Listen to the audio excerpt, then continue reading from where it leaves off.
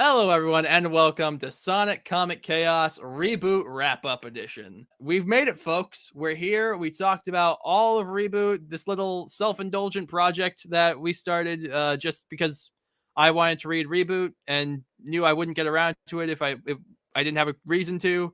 It's here. We've made it. It's great. It's over. We can start talking about Preboot, but before we get to that, I feel like we should take a look back at Reboot. Look at the story arcs, look at what Reboot does differently from Preboot, look at what it does differently from IDW, and kind of talk about, what is Reboot? Because when you look at Sonic Comics, we have like kind of three distinct sections, four if you count Sonic the Comic, those being Preboot, Reboot, and IDW. And I think, you can look at all of them and they all have very different and distinct kind of styles and themes and ideas. But I wanted to look at Reboot and kind of as one all-encompassing thing. But joining me as always to do that is my co-host Ian Waffles. Ian, say hi. Hello. But so, Ian, I'm just gonna kick the door. I'm gonna swing the door right up. This has fully and completely convinced me that I have no desire to see Sally Acorn come back. We did it. We got him, boys. Or any of the freedom fighters, really. Yeah, well, but Sally's the one that you see the most of, like, hey, bring Sally back, and I used to be on that train. Now I'm not.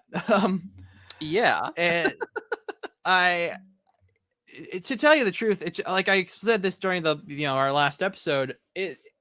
She's just a different character in Reboot, and she would be an even differenter character if she came back in like IDW or whatever. And so, for me, it's just kind of like just let her rest, let her be in fan projects or whatever. Like let Sally be how I remembered her. Stop trying to change her to be like this other thing so she can fit in better with whatever you're trying to do. Because it just it doesn't, like, I don't think Sally in Reboot is particularly interesting. Like, no, I think all the freedom fighters are pretty fucking boring in Reboot. I mean, you're wrong because Antoine's great, but Antoine and Bunny have like, oh, that's cute, but like. Antoine genuinely might be my new favorite freedom fighter, at least in Reboot. I really like him. I think he gets the best moments where like he has some stuff where he bounces off Sonic. And he has like his little moment where he's a little brave or whatever. But yeah, not to focus on him too much. Let's stick to your Sally point. So what are the reasons that you feel stuck out that kind of made you think like, oh no, Sally really doesn't work outside of the context of Preboot? Just again, well, first of all, they have no idea what to do with her. Like, she spends all of her time like her character is, I'm gonna tell people what to do, and then they're gonna do it, and that's it. Like I was sometimes I fail to do it. Like I fail telling people what to do, and I feel bad about it. And then Sonic's like, "Well, it'll be cool," and then they're the end. And like, what sucks is like, and I know this might, obviously I've since the dawn of this channel, I've been very open about like, I really like the Sun Alley ship. Like, I really like Sonic and Sally as a couple. But I genuinely was hoping for like something good to come from Sally and Nicole. I mean, I knew it wasn't going to be explicit, but from what I had heard was Ian Flynn going, "Wow, I couldn't believe they let me get away with it." Yeah, so I assumed there was going to be something, but there was nothing. Nothing. Yeah, and so, but I wanted there to be something there just so I would have something to grab onto with this character of like, oh, okay, this is a thing you care about. This is like who is Sally in fucking, I keep saying Preboot when I mean to say Reboot. Thankfully, that hopefully won't be a problem in next episode. By the way, quick side tangent. Ian, you remember that time when you were like, hey, you said Preboot, and I was like, no, I said Reboot in a couple episodes ago? Yeah. So we got the comments sided with me saying I definitely said Reboot. However, now that we are removed from that episode, I can admit I totally edited that shit. That's amazing. Thank you. Yeah. Well, I'm glad you're that petty. That makes me like you even more. Well, because that's the kind of shit I would do. What happened was I started to say Preboot. I went Reboot, which obviously, yeah, you could interpret as me saying Preboot and not just, because those are the letters in Preboot. And so I was like, let's cut the PR off of that. Yeah. Regardless. But it's like, and what especially her relationship with Sonic. And I don't even mean like I'm upset because her and Sonic don't kiss anymore. It's like what is her relationship with Sonic in this? They're friends. They're buddies. Like okay, Well, that's kind of the sad thing is they're not even buddies. Like they're not even. yeah, You're right. like the big problem I think with all the freedom fighters, this is a bigger problem I think with the reboot as a whole, is that Sonic doesn't really have any dynamic with anybody. Nope. He has little things, like he'll pick on Antoine a little more, and Knuckles, but he kind of treats everyone about the same, you know? And obviously Yep. a person's personality, like Luffy in One Piece, like Luffy will mostly treat people similarly, like he has a way he goes about himself, or like Deku and MHA, like he's always going to try to be kind to people. But the way in which it's a problem, I think, for Sonic and the Freedom Fighters is we don't have any of that context of like what their status quo of just like being friends, right, has no context to make that enjoyable. So what I mean is, like, for example, like if if like Deku in My Hero Academia is just kind of hanging out with Ida or whatever, and like he like during the overhaul arc, like Ida says like, hey, like good for you, buddy, and all that kind of stuff. If you didn't know who those characters were, you would just be like, oh, okay, this guy is like he's like, I'm here for you. That's nice of him, that's cool. But if you have watched the show, obviously, you know that when he says these things, there's a lot of weight because Deku was there for him during his time of crisis and blah, blah, blah, blah, blah. So Ida just saying something as simple as like, I'm here for you. He says more than that. But if he just said, hey, Deku, I'm your friend, I'm here for you, that has weight to it because there's history there. There's a reason he would say this. In Reboot, especially since they hide all the origin stories of these characters, and those origin stories are mostly just of those characters, not really their relationship to Sonic. Sonic doesn't really have a dynamic with any of these characters or a history with them that we can attach ourselves to. So it's literally just Sonic is generally nice to people, which is fine, but it's not like engaging or interesting. And that hurts the rest of the characters because unlike Tails or Knuckles or a lot of the game characters who are these archetypes that have things you can latch onto, Sally just has the blade swords and she tells people what to do. Bunny and Antoine like each other, and Antoine has the French accent and Bunny has the Southern accent. Rotor, it exists. Like, they're not terrible. Like you said, there's some good stuff with Antoine especially. But it doesn't leave an impression on you. It doesn't leave an impression on you as a character, if that makes sense. Yeah, no, I completely agree. And I think also the problem is, like, I would almost wonder, and because obviously, like, and I don't want this to come across, and I think I've been successful at having it not come across the way is like, well, Sally only has value as Sonic's love interest, and if she can't be that, then she shouldn't come back at all. But a part of me does feel like the part of the reason they keep Sonic and Sally apart for almost the entirety of Reboot, I mean, they interact a handful of times, is because they don't know how to write them as like not that. Like they like it, again, and when they do interact again, like you said, it's just like, yeah, they're just nice. He's nice to her. It's cool. Like, yes, exactly. And as far as their individual, oh, sorry, you can finish your point. Go ahead. Well, and it's just like, with the Freedom Fighters, like I said, like there's some stuff with Antoine and Buddy that I thought was really cute and that I really appreciated. Granted, that's probably a lot of just me being a hopeless romantic and being very easily impressed with, romance stuff.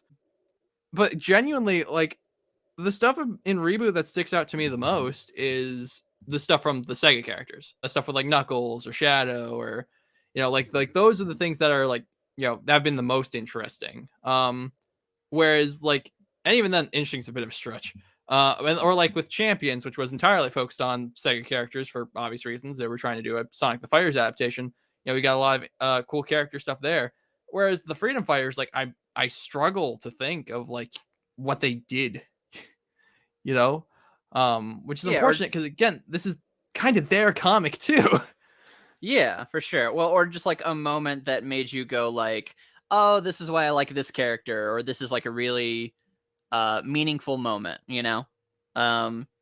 they're all just like, I mean, I even think of something like what the lowest point for the Freedom Fighters in this comic is whenever Sally has them go on their mission, right?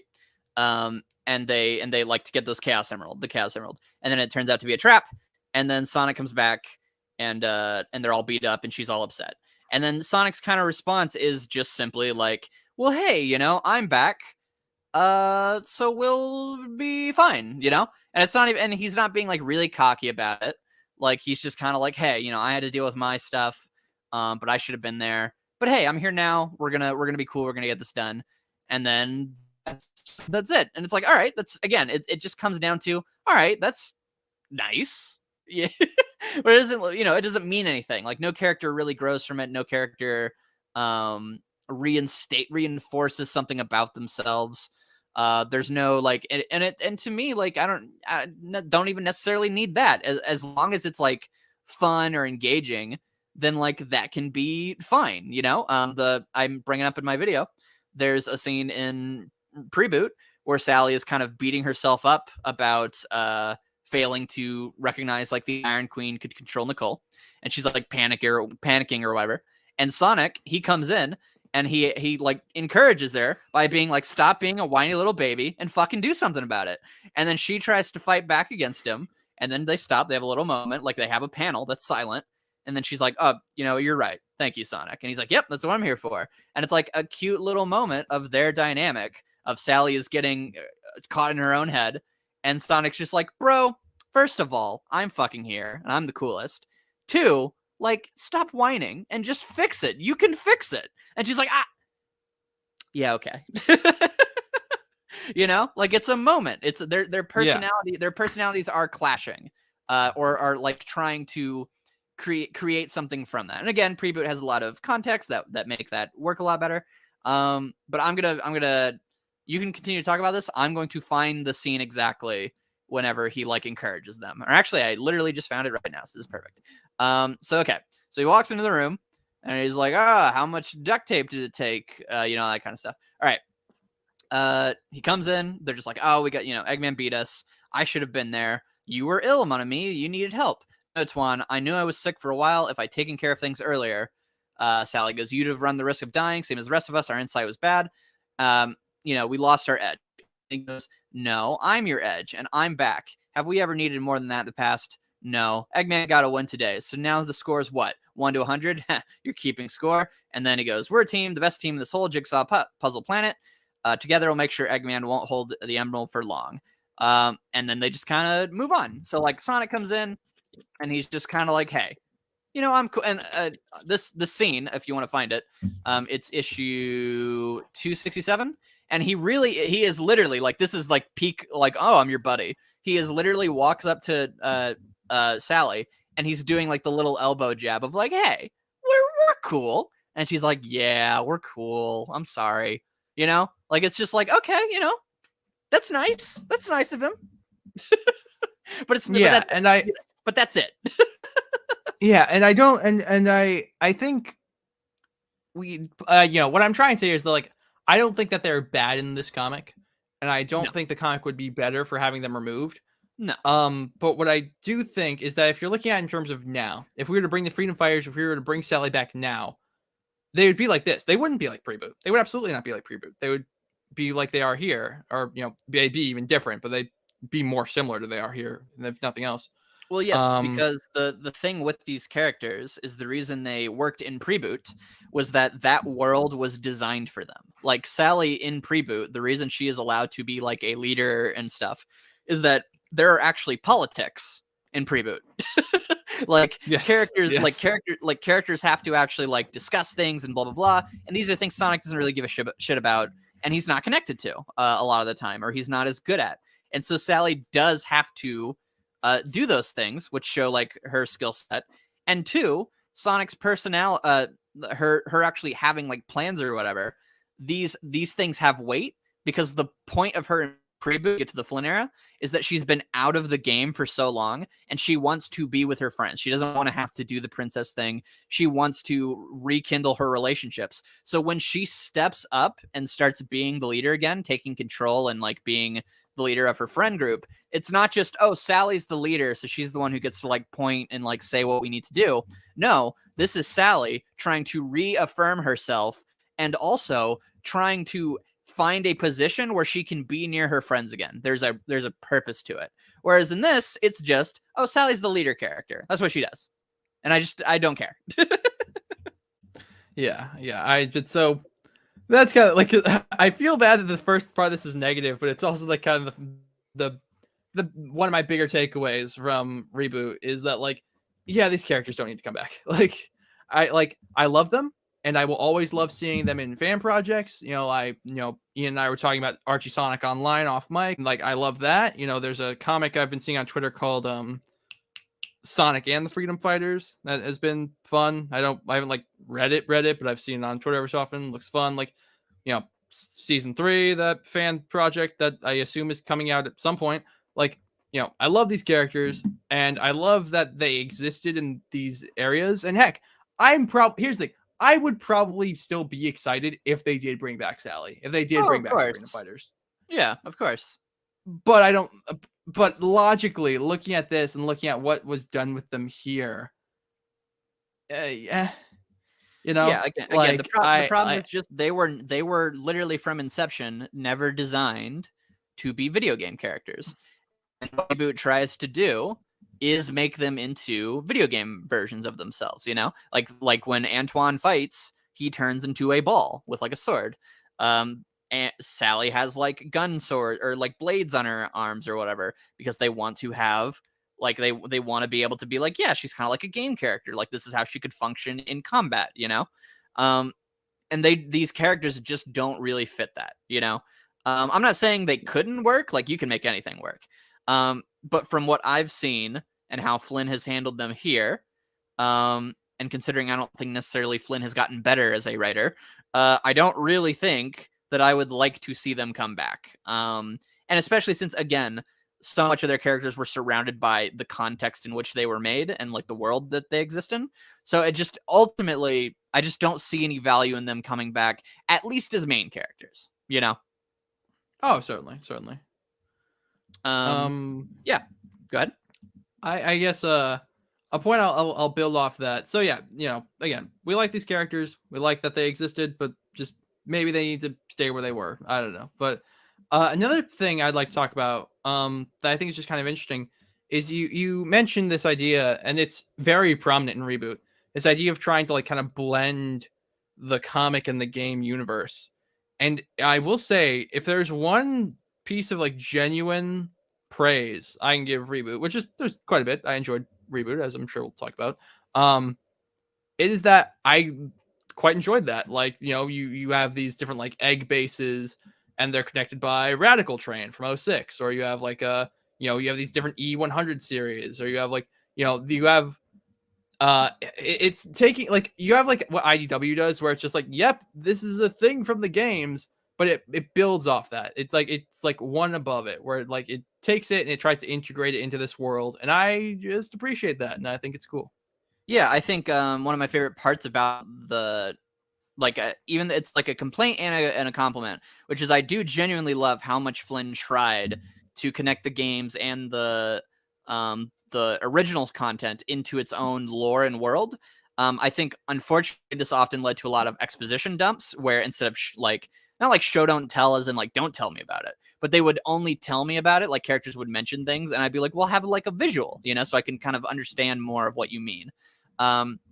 But I do genuinely like all the lore and how a lot of these things connect. It feels like a fun fantasy world.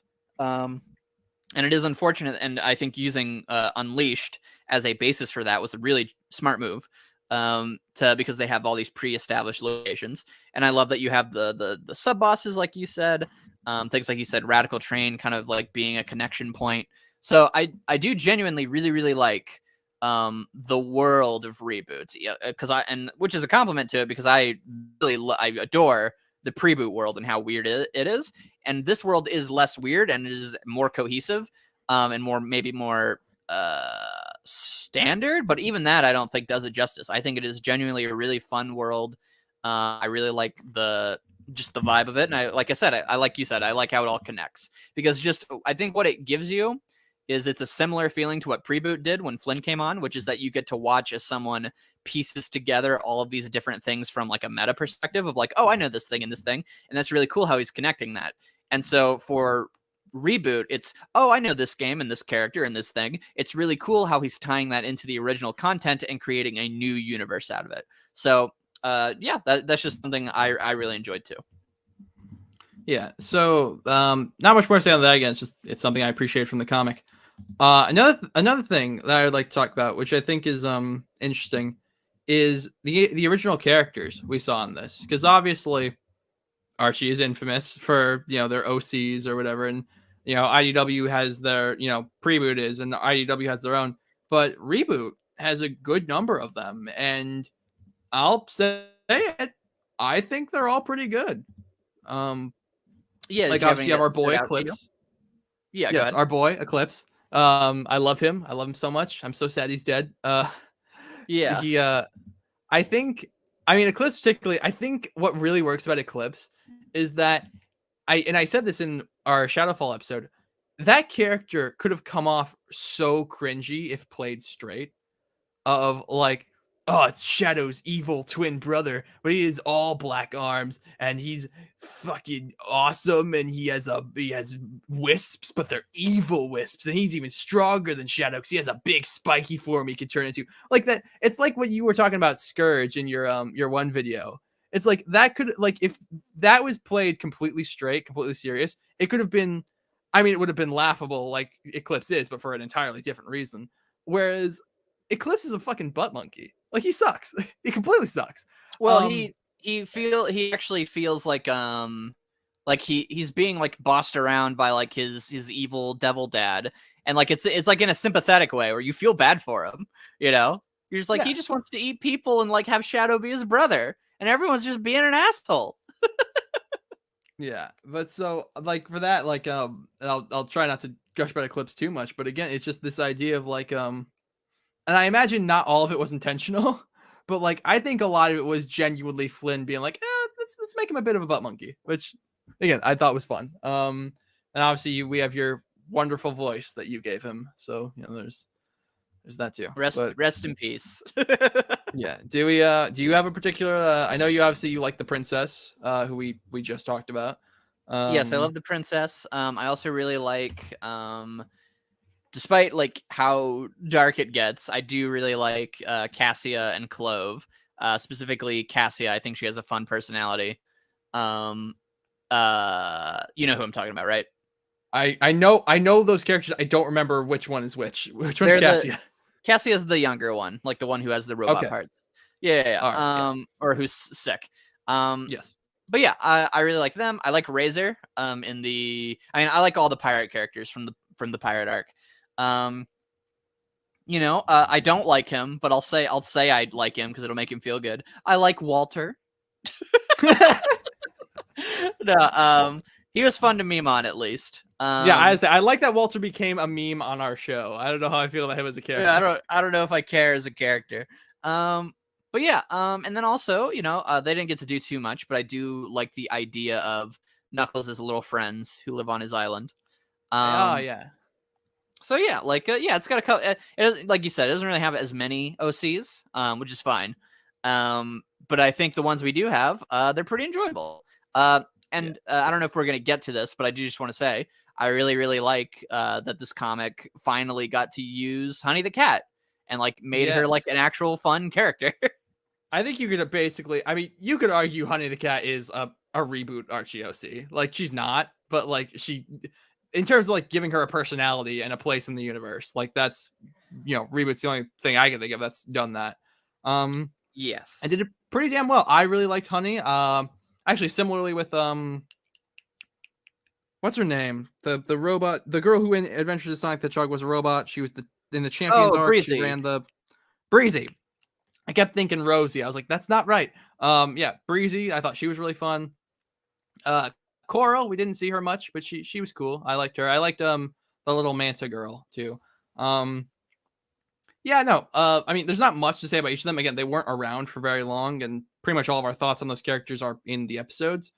But yeah, they're fun, and they're fun additions to the Sonic cast. And I'm as sad to see, well, not as sad, but I am sad to see them go, as I am also sad to see like the Freedom Fighters go.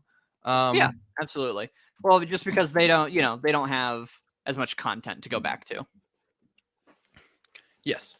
And then, Ian, if you don't have a ton, I feel like this will be kind of the last major point, but it's a major point, is kind of this idea that we were talking about right before we started recording, is that Preboot is very character focused. The stories are about how is X character going to react to Y situation, whereas Reboot is not that.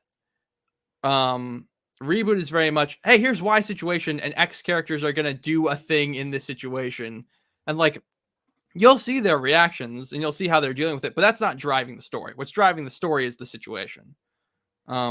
Yes, they try to have mostly I would say the character stuff is saved for universe. Because all of the universe stories usually have a central character they go into. The problem usually just is that a lot of times it's not very good. like with the Nicole story, Yeah, I could see that. Not like terrible, but just like not terrible. Okay. Yeah, so that's what I'd say about that.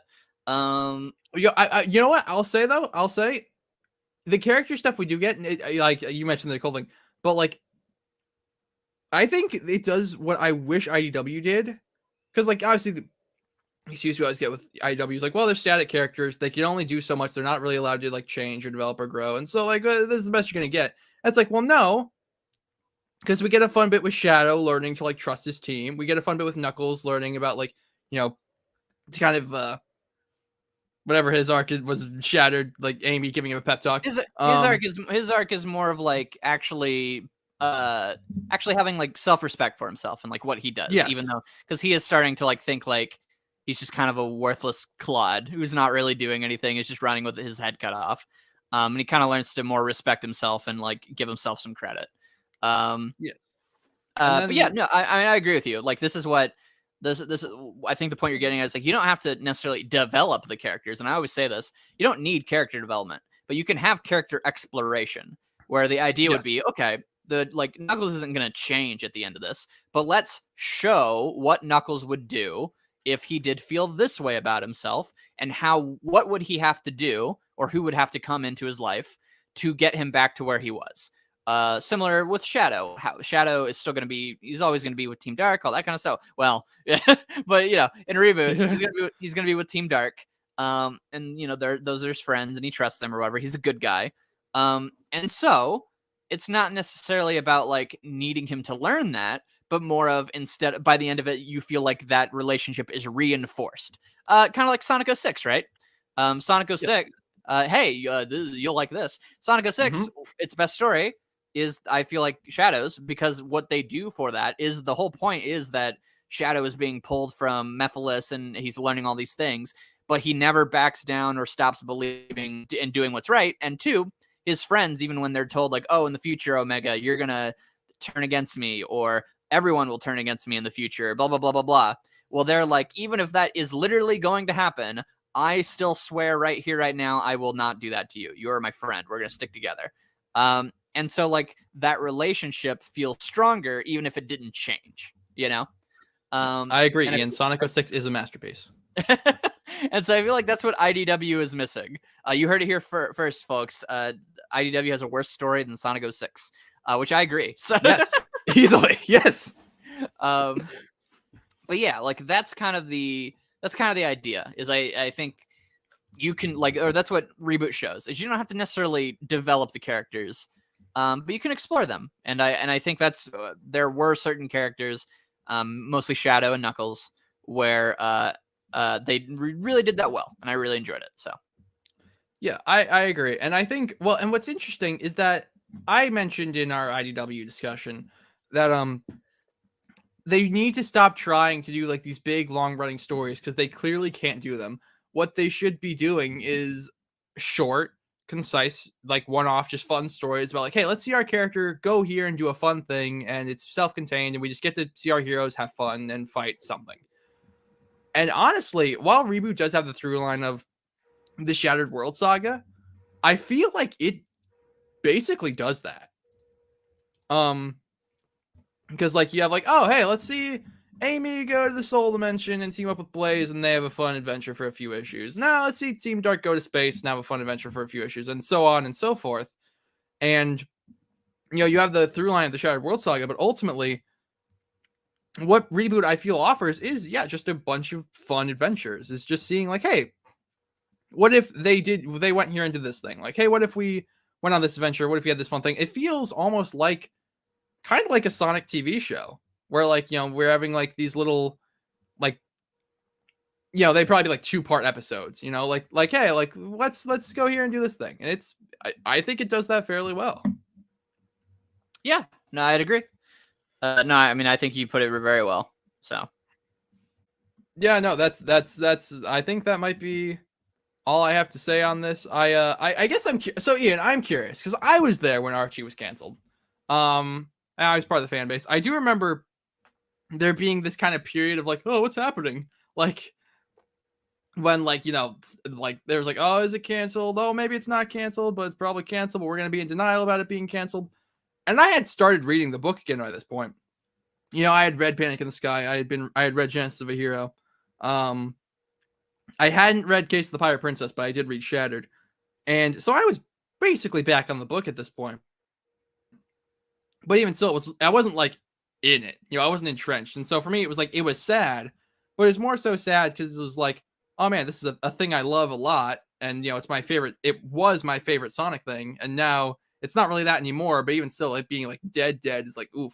But what was it like actually reading it, being there at the time, and it just like dying? Well, I think, I had actually, so with Archie, I first picked it up around issue 204, and I was pretty much consistent with it up until the reboot. And then I was kind of like off and on with like, cause I got this subscription, like it coming out or whatever. And then I know that like I think I had gotten all the way up till like right before the actual ending, and like my subscription had ended and I just didn't renew it. And then I just remember one day going on Twitter and it just being like, Archie Sonic is canceled. And I was like, what? Yeah, I mean, I think that was everyone's experience. Yeah, and so I was like, oh no, like I was like, because I was also at a part where I was just out of Sonic, like I wasn't in a Sonic phase anymore. And so I was just kind of like, oh no, like I remember really liking that, and I still had all my issues. So yeah, I just, I mean, and it also obviously, its big thing was that like, oh, it's the longest running, blah blah blah. And so like it really felt like, no, there's no way it could just be over. Like it's the Archie Sonic comic. Yeah. So yeah, no, absolutely. It was just, when it happened, you're just like, oh shit, no, what? You can't do that. So yeah, no, but I remember when that happened, I was just like, yeah, that's really crazy. Like it really genuinely felt like we were entering a new era of Sonic, because that comic was, during all the twists and turns of the games and all that stuff, even all the way through Boom, all that stuff, Archie was still going, and it was still telling stories with these 1992 defunct TV show characters. And it was still treating them like they were relevant, like they meant something. And so to see that finally end, it was like, wow, like that was basically like, that was a 17 long, or however long it went. I think it was 16 years. Cause it was there near like the very beginning. But it was it was over 20 years old. It was an over 20-year long miracle. Yeah. Basically. And it was just like, that's the most surreal thing, is that as you go through all of Archie, it's like, no, this was not just like some weird fan comic. This wasn't something that was going on in the off years. Archie was going on and telling its own unique world, unique story with these who Sega and the populace had all forgotten, and yet they were still here officially. And so to see that go, yeah, it really hit. So yeah. Yeah, no, yeah. Like I said, I was there at the time, and I remember being sad. But yeah, but yeah, no, I guess to kind of wind things down, unless you have any other like big talking points, you would like to cover. Not really. Just more of like going through it. Every time I go through Reboot, I sadly think I enjoy it less. Not like in like an extreme degree, But like by the end of like reading through this, there were certain arcs that I was really excited for, and I'd be like, oh well, I kind of only like half of it, or like I'd be like, oh, I'm excited for this 2-parter, and then I was like, oh, it was kind of weaker than I remember. And so that has shown me that I feel like Reboot, for at least for me, has a lot less reread value than a Preboot does, or just a lot of things. And so that is kind of sad to find out. But the gems that were still there that I always knew I loved, like the Fighters arc, the Chaotix arc, and then just like a few things in between. All that stuff still held up, and I don't think it's an awful comic by any means, like, or even a bad one. But I would probably give it something like a really, really low 7, which is still not bad. But I remember I used to give it something like an 8 or a 9 when I first read it, and as the years have gone by, as I've reread it more, I just kind of like basically I think when I first read it, I had still had all the goodwill for the Freedom Fighters, and so I was like, yeah, of course I love the Freedom Fighters. But then whenever I was starting to actually like really read it, then I was like, oh, they're not that interesting anymore. And then I'd be like, oh, but I really love these original ideas, and well, there's kind of too much talking for me. Like, it's kind of getting a little dragging a bit. And then I'd be like, oh, but I really like Sonic. He's really fun. And it's like, yeah, he's kind of fun, like he's not much of a character, but he's kind of fun. And then, like even the big finale with the where they fight fight Dark Gaia. I remember that being really great. And then I was like, it's just kind of rushed, and I don't really care about Chip, and the Freedom Fighters legitimately do nothing, and it just kind of feels like it's going through the motions. So over the course of the years I've read this comic, it has gotten worse for me, but I do think the core appeal of it is still that Flynn is really good at like charming dialogue for the characters, and there are some characters and some stories that are just genuinely great Sonic content that I would recommend to a lot of people. And fortunately, I guess for people who don't care about the original characters, a lot of those stories are the ones that are just about the game characters. So overall for the comic, I would give it probably like a low 7. And I would at least recommend reading it once, because I think as you're reading it for the first time, a lot of that stuff will feel new to you, while the exposition will not be as like draining for you as someone like me who's reread the whole comic like 3 or 4 times. So I would definitely recommend Reboot. Read it at least once, and I think one of your favorite Sonic characters will have a really great moment that you can now like be like, oh, I'm so glad I got to experience that. So that's kind of my overall thoughts on it. Yeah, for me, I mean, Ian, I'd be interested to like dig up like the message logs for when we agreed to do this podcast, because it just spawned from like a genuine discussion we had about like Reboot, and me going like, yeah, I've never really read it. Like I just I never got around to it, and it used to be like a thing of spite. It used to be like, no, Reboot took away my precious Preboot, and so I will not indulge in it. But then I touched some grass, and I got over that. And so then it was just kind of a thing of like, oh, I don't know. Well, this never got around to it. And I was like, you know what? Like, why don't we make a thing of it? And Ian, at that point, we had talked, we were friends, but we hadn't like, this was still like a bit of a commitment I was asking you to make. So I do appreciate you, indulging me and coming along for the ride through my Reboot journey. Yeah, no problem. And so just jumping into it again, there was some, again, I mean, you could, and I think you can even hear some of that like old bitterness I had towards Reboot in that first episode when we did Countdown to Chaos, of just being like, this is fucking bullshit, and they're taking away Preboot, and they're doing this bullshit memory thing.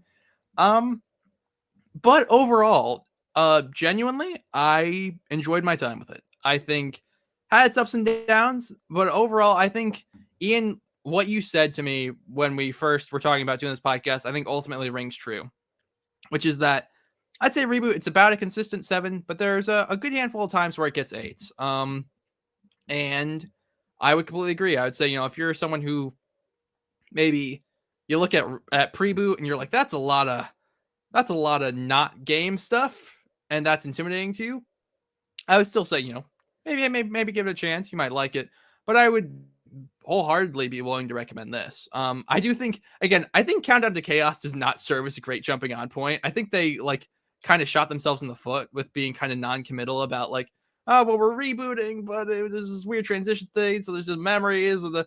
But if you're a comic book fan in general, you're used to that shit anyway. So like, but yeah, I guess one last note I would say, like, I'll just talk about like a couple standout arcs. The chase, obviously, Ian, you and I both really love that one. Yes. I would say pretty much everything Shadow is in is worth reading. Ian, you were a little more lukewarm on Shadowfall than I was, but I really liked that. Yeah, it has some good moments I really liked for Shadow's character at least.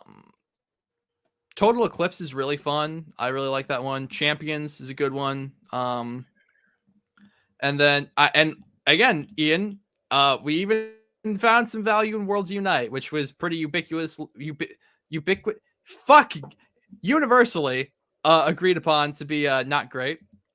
Yeah. And yeah, so I guess here, top 3 reboot arcs real quick. Probably Champions, Total Eclipse, Chase. So if nothing else, if you read nothing else from Reboot, read those. They're really good. Yeah. Read the Pirate arc. Yeah. That one's good too. That one's good too. But yeah, we've been talking for over 2 hours. My throat is very sore, so I think we're gonna wrap it up here. Yeah, no problem. But yeah, so thank you, like I said, everyone, for coming on this journey with us. The train's not stopping here, though. Like we said last episode, we're going to be covering Preboot next. We're going to be starting with Home. And Ian, I know we said every few episodes we would do a throwback story, but honestly, I think after Home, I think the next episode should be Endgame. I think we need to just bite the bullet, and we need to decide. We need to figure out whether I'm blinded by nostalgia and it actually sucks, or whether or not you're wrong. Or that I am a big meanie who just hates Jeffrey St. John. But yeah, well, until then, like I said, everyone, thank you for listening for all this. Or even if you just started, I don't know why you're listening to this if you just started, but hey, we're glad to have you. And until next time, we didn't plug anything. Fuck. You know us. You know us at this point. Link in the description. Yes, exactly. Take care, everyone. Bye.